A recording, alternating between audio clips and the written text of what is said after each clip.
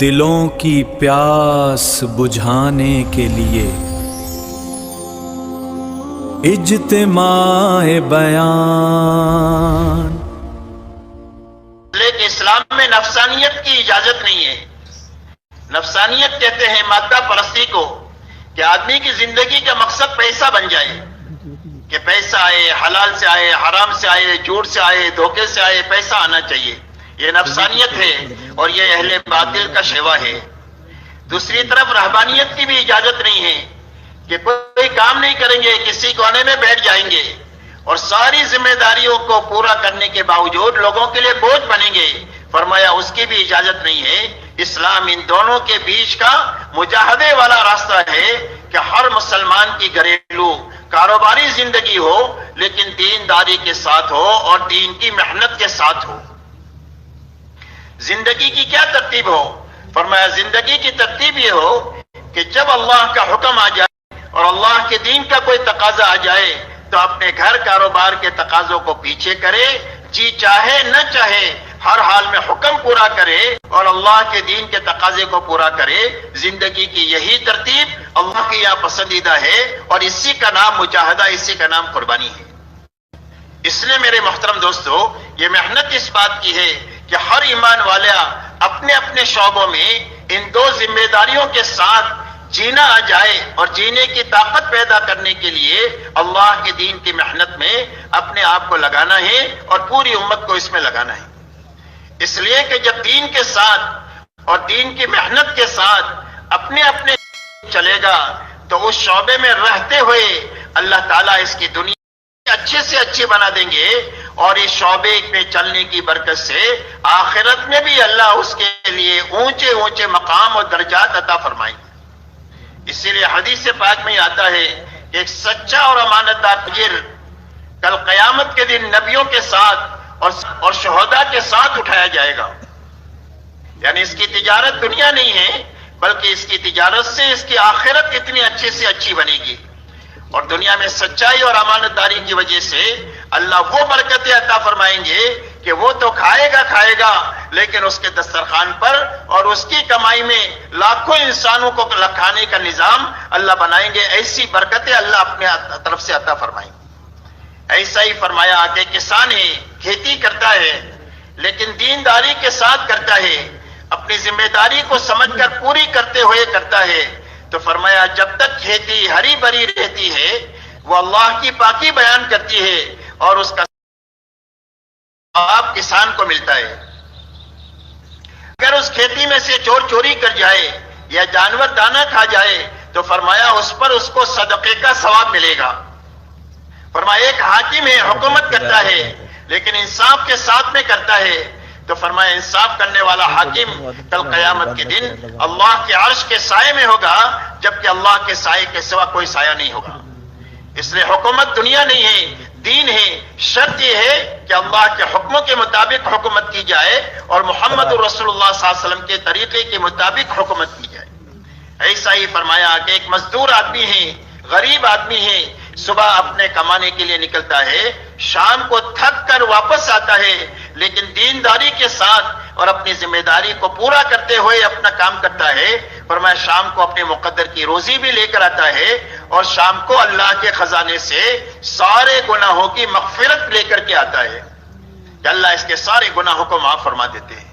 اس لیے میرے محترم دوستو، یہ محنت اس بات کی ہے کہ ہر ایمان والے اپنے اپنے شعبوں میں دینداری کے ساتھ اور دین کی محنت کے ساتھ میں جینے کی طاقت پیدا کر لے تاکہ اس طاقت کے راستے سے اللہ اس کی دنیا بھی اچھی بنا دے، اس کی آخرت بھی اچھی بنا دے۔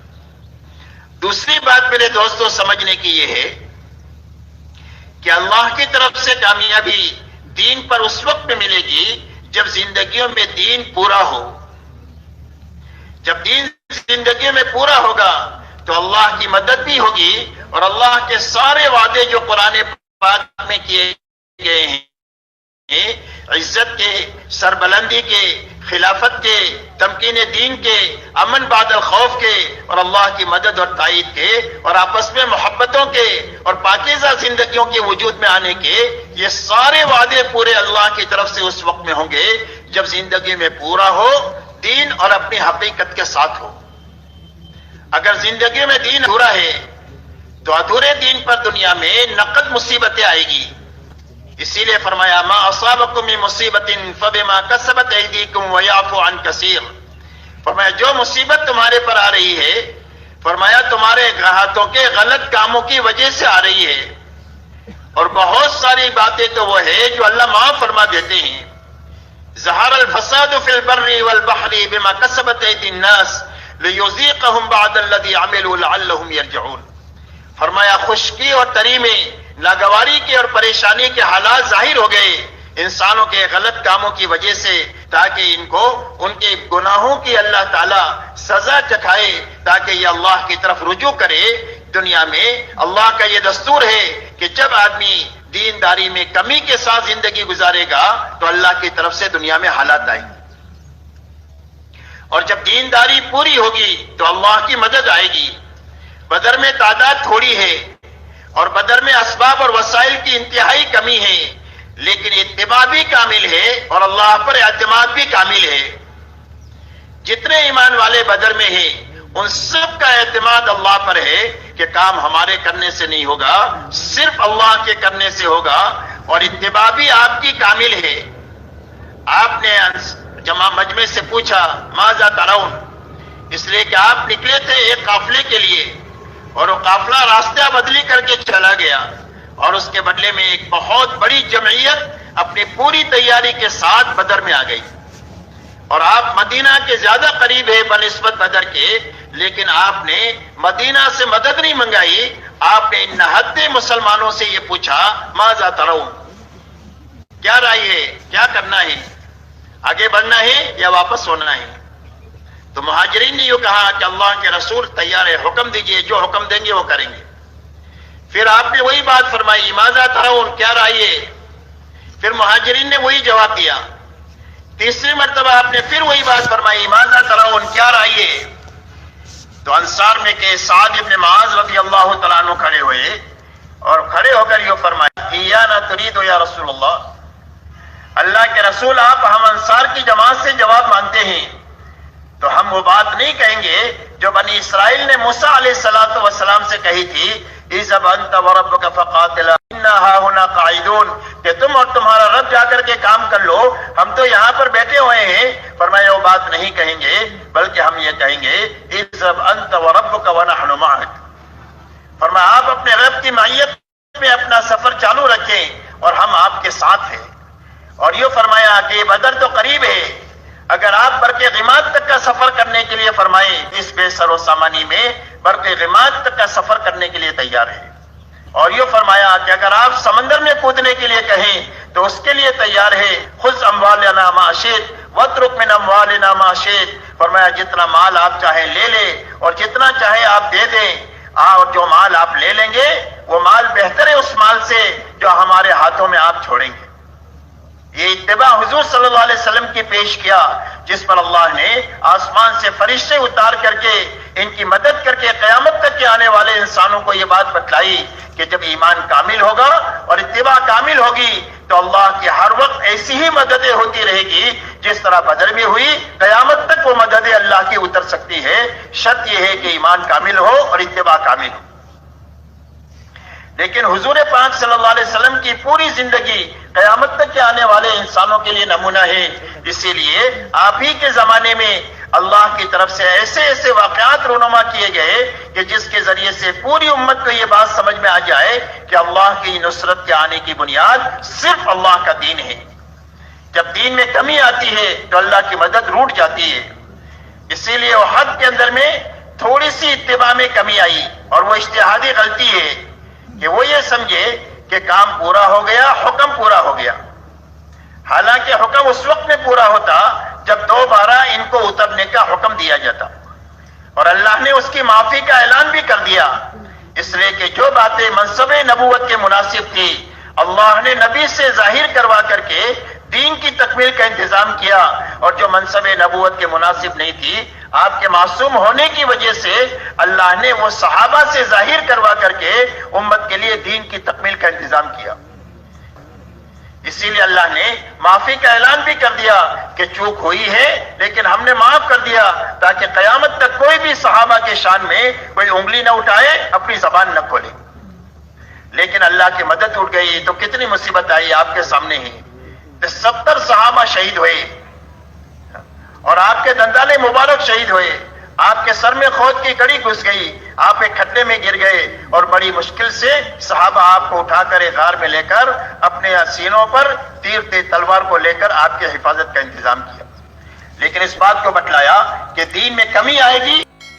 ایسا ہی حنین میں بڑا مجمع ہے، بالکل بدر کا الٹا ہے کہ بدر کے اندر میں 313 ہے اور یہاں پر 12,000 ایمان والے ہیں، اور اس کے مقابلے میں 4,000 ہے۔ تو کچھ لوگوں کے دل میں یہ بات آئی کہ ہم تو اتنے سارے ہیں، ابھی کر لیں گے، بس فوراً اللہ کی مدد روٹ گئی، اللہ سے نگاہ ہٹ کر کثرت پر آئی تو اللہ کی مدد اٹھ گئی، تو پہلے ہی مرحلے میں پیر اکھڑ گئے، اور آپ نے بڑی مشکل سے مجمع کو سنبھالا۔ انا النبی الحق انا ابن عبد المطلب، میں نبی برحق ہوں، کہاں جا رہے؟ پھر یہ صحابہ پلٹے اور اللہ تعالیٰ نے شکش کو فتح میں بدل کر کے امت کو یہ سبق دیا کہ جب اللہ کے پر سے اعتماد ہٹ کر اپنی کثرت پر اور وسائل پر اعتماد آئے گا تو اللہ کی مدد چلی جائے گی۔ اس لیے میرے محترم دوستو، یہ بنیادی بات سمجھنے کی ہے کہ اللہ کی طرف سے مدد اور اللہ کے سارے وعدے اس وقت میں پورے ہوں گے جب زندگیوں میں دین پورا ہوگا اور اپنی حقیقت کے ساتھ ہوگا۔ اس لیے کہ ادھورا ہے تو مصیبت ہے۔ ادھورا دین یہ ہے کہ کرنے کے کچھ کام جو حکم دیا ہے کیے اور کچھ چھوڑ دیے، بچنے کی کچھ چیزوں سے بچے، کچھ چیزوں سے نہیں بچے، یہ ادھورا دین ہے۔ ایسا ہی دین ہے لیکن اس میں حقیقت نہیں ہے۔ تو فرمایا بہت سے نمازی وہ ہے کہ جن کی نماز ان کے سروں سے اوپر جاتی ہی نہیں ہے، پرانے کپڑوں میں لپیٹ کر اس کے منہ پر مار دی جاتی ہے۔ اور بعض نماز وہ ہے کہ جو ساتوں آسمان سے مدد اتروا دیتی ہے۔ فرمایا روزے کا بدلہ میں ہوں اور میں اس کا بدلہ میں دوں گا، اللہ نے فرمایا۔ لیکن بہت سے روزے داروں کے بارے میں فرمایا کہ ان کو سوائے بھوکا رہنے کے کچھ ملتا ہی نہیں ہے۔ تو یہ حقیقت ہے، یہ صورت ہے۔ اس لیے میرے دوستو، یہ محنت اس بات کی ہے کہ ہر ایمان والے کی زندگی میں پورا دین اپنی حقیقت کے ساتھ کیسے آ جائے اور اس پر چلنے کی طاقت پیدا ہو جائے، اس کی محنت دعوت اور تبلیغ کے راستے سے ہو رہی ہے۔ اب میرے محترم دوستو، پورا دین کیا ہے یہ سمجھنے میں اکثریت امت کی وہ ہے جو دھوکے کے ساتھ زندگی گزار رہی ہے۔ اور دھوکے میں پڑنے کی بنیادی وجہ یہ ہے کہ دنیا کے معاملے میں ہر آدمی اوپر دیکھتا ہے اور دین کے معاملے میں اپنے سے نیچے دیکھتا ہے، جس کی بنا پر اپنی دینی کمی کا پتہ نہیں چلتا۔ ایک آدمی 100 پتی ہے تو 1000 پتی کو دیکھتا ہے، 1000 پتی لکھ پتی کو دیکھتا ہے، لکھ پتی کروڑ پتی کو دیکھتا ہے، کروڑ پتی کھرب پتی کو دیکھتا ہے، اور کھرب پتی ملک والے کو دیکھتا ہے، اور چھوٹا ملک والا بڑے ملک والے کو دیکھتا ہے۔ تو دنیا کے معاملے میں ہر آدمی اوپر دیکھتا ہے، تو جتنا بھی اس کے پاس ہے اس کو کم ہی محسوس ہو رہا ہے کہ میرے پاس کمی ہے۔ اور دین کے معاملے میں ہر آدمی اپنے سے نیچے والوں کو دیکھتا ہے۔ ایک آدمی 5 وقت کا نمازی ہے، وہ 3 وقت والے کو دیکھتا ہے کہ میں تو پکا مسلمان ہوں، یہ دیکھو 3 وقت کا یہ کچا مسلمان ہے، میں تو اس سے بہت اچھا ہوں۔ اور 3 وقت والا جمعہ والے کو دیکھتا ہے، جمعہ والا اس کو دیکھتا ہے جو جمعہ بھی نہیں پڑھتا، اور جو جمعہ بھی نہیں پڑھتا وہ اس کو دیکھتا ہے جو بہت ساری غلطیوں میں ہے، شراب میں، اس میں اس میں، کہ بھئی ہم نمازی تو نہیں پڑھتے، باقی کوئی برائی کرتے، ہم صرف نمازی نہیں پڑھتے، آپ ان کو جا کر کے سمجھاؤ۔ اور اگر آپ اس سے کوئی بات کرو تو کہتا ہے میں تو کلمہ پڑھتا ہوں، جنت تو میرے لیے ہے، آپ تو بے ایمانوں کو جا کر کے کلمہ پڑھو۔ تو ہر آدمی دین کے معاملے میں اپنے سے نیچے دیکھنے کا عادی ہے۔ حالانکہ حکم یہ ہے کہ دین کے معاملے میں اوپر دیکھا جائے اور دنیا کے معاملے میں اپنے سے نیچے دیکھا جائے۔ اسی لیے یہ آتا ہے کہ کوئی بھی انسان صابرین اور شاکرین میں سے ہو نہیں سکتا ہے، اور اللہ تک پہنچنے کے یہی 2 راستے ہیں، ایک صبر کا ہے اور ایک شکر کا ہے۔ تو فرمایا آدمی صابرین میں سے اور شاکرین میں سے ہو نہیں سکتا ہے جب تک دنیا کے معاملے میں اپنے سے نیچے والوں کو نہ دیکھے اور دین کے معاملے میں اپنے سے اوپر والوں کو نہ دیکھے۔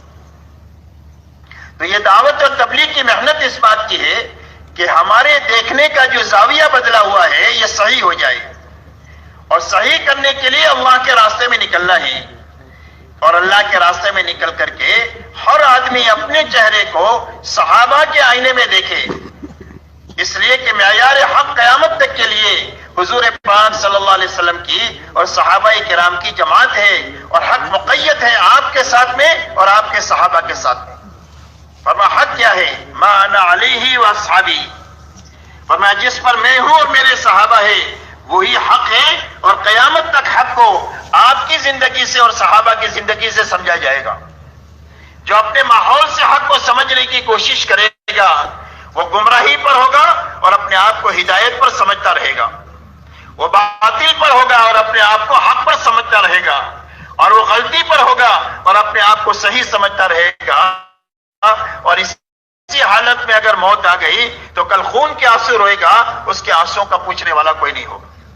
اس لیے حکم ہے کہ ہم حضور پاک صلی اللہ علیہ وسلم کو اور صحابہ کو سامنے رکھ کر کے چلیں. تو اللہ کے راستے میں کیوں چلنا ہے؟ اللہ کے راستے میں اس لیے جانا ہے تاکہ جا کر کے اپنی زندگی کو صحابہ کے آئینے میں دیکھیں کہ میری زندگی میں اور صحابہ کی زندگی میں کیا فرق ہے. جب اس وقت میں جب وہاں دیکھیں گے تو پتہ چلے گا کہ ہماری زندگیوں میں تو بے دینی کوٹ کوٹ کے بھری ہوئی ہے. اگر اسی حالت میں موت آ گئی تو کل اللہ کے سامنے چہرہ دکھانے کے ہم قابل نہیں. یہ احساس اسی وقت میں پیدا ہوگا جب اللہ کے راستے میں نکل کر ہم اپنے چہرے کو صحابہ کے آئینے میں دیکھیں گے. اس لیے کہ قیامت تک صحابہ یا زندگی کا معیار ہے، اور اللہ نے اپنی رضا کی مہر ان کے پر لگائی ہوئی ہے کہ صحابہ کی زندگی وہ ہے کہ جن کی صبح سے بھی اللہ راضی ہے، ان کی شام سے بھی راضی ہے، ان کی خلوتوں سے بھی اللہ راضی ہے، اور ان کی جلوتوں سے بھی اللہ راضی ہے، ان کی انفرادی اجتماعی زندگیوں سے اللہ راضی ہے. اللہ نے اپنی رضا کی مہر ان کے پر لگائی ہے. اور عبداللہ ابن مسعود رضی اللہ تعالیٰ عنہ فرماتے ہیں کہ جو کسی کی نقل اتارنا چاہے اور جو کسی کی راہ لینا چاہے وہ اصحاب محمد صلی اللہ علیہ وسلم کے پیچھے پیچھے اپنے آپ کو چلائے. اس لیے کہ علم کے بڑے گہرے ہیں، اور یہ تکلفات سے ان کی زندگیاں پاک ہے، اور یہ دلوں کے بڑے صاف ہے. اللہ نے ان کو حضور صلی اللہ علیہ وسلم کی صحبت کے لیے چنا ہے، اور اللہ کے دین کو آگے بڑھانے کے لیے اللہ نے ان کے سے کام لیا ہے. اور یہ سارے کے سارے ہدایت پر ہے اور سارے کے سارے حق پر ہے، اور ان کی زندگی قیامت تک کے آنے والے انسانوں کے لیے نمونہ ہے. اس لیے میرے محترم دوستو، اللہ کے راستے میں نکل کر اپنے چہرے کو صحابہ کے آئینے میں دیکھنا تاکہ ہماری دینی کمی کا پتہ چلے. جب دینی کمی کا پتہ چلے گا تو آدمی اس کمی کو دور کرنے کی فکر کرے گا. آدمی کو بیماری کا احساس ہوگا تو آدمی علاج کی فکر کرے گا. ابھی تو بیمار ہے اور بیماری کا احساس ہی نہیں ہے. ابھی تو زندگی میں دین کی کمی ہے لیکن دین کی کمی کا احساس ہی نہیں ہے. تو یہ احساس اپنے اندر پیدا کرنے کے لیے اللہ کے راستے میں نکلنا. کہتے ہیں کہ ایک چرواہا تھا جو جنگل میں بکریاں چرا رہا تھا. اس کو جنگل میں ایک شیر کا بچہ مل گیا، تو یہ شیر کے بچے کو اپنے گھر پر لے آیا. اب یہاں شیرنی تو ہے نہیں جس کا دودھ پلائے.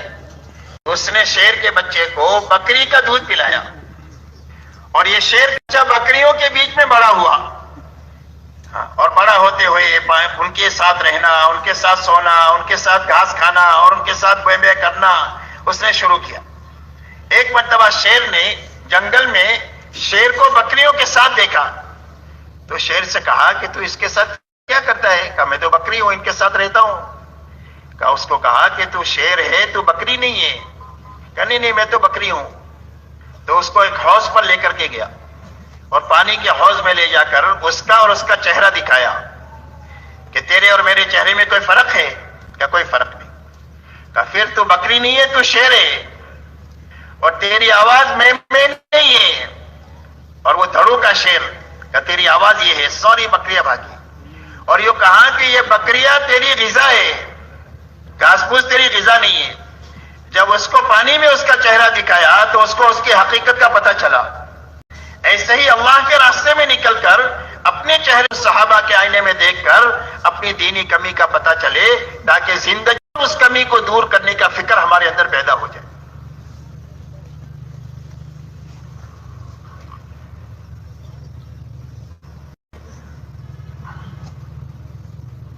اب میرے محترم بزرگوں دوستو، حضور پاک علیہ الصلوۃ والسلام 23 سالہ زندگی کون سی جیے، اور آپ نے اپنی امت جو تیار فرمائی ہے، جس میں مالدار بھی ہے، غریب بھی ہے، جوان بھی ہے، بوڑھے بھی ہے، شہری بھی ہے، دیہاتی بھی ہے، آپ نے ایک مجمع تیار فرمایا ہے کہ جو مجمع پوری دنیا کے لیے قیامت تک کے آنے کے لیے نمونہ ہے۔ ان کی زندگی کی کیا بنیادیں ہیں، ان بنیادوں کو سمجھنا ہے، اس لیے کہ وہ بنیادیں ہی ہمارے مسائل کا حل ہے اور پوری امت کے مسائل کا حل ہے، اور ساری انسانیت کو تباہی سے بچانے کا واحد حل وہ بنیادیں ہیں جن بنیادوں کو حضور صلی اللہ علیہ وسلم نے خود بھی برتا ہے اور اپنی امت کو اس کے لیے تیار فرمایا ہے۔